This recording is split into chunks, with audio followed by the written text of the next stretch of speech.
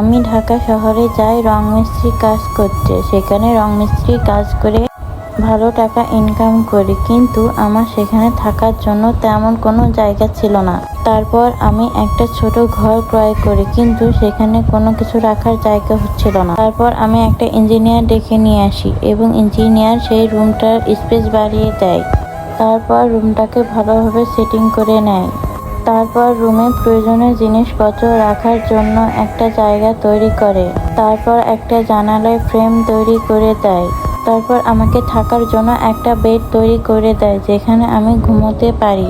বেডের পাশে এমন একটা জায়গা বানিয়ে দেয় যেখানে আমি আমার প্রয়োজনীয় বইপত্র রাখতে পারি।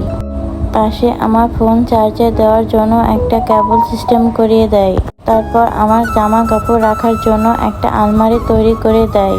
তারপর একটা ড্রয়ার তৈরি করে দেয় যেখানে আমি আমার টাকা রাখতে পারি, এবং একটা টেবিল বানিয়ে দেয় যেখানে আমি অনলাইনে কাজ করতে পারি ও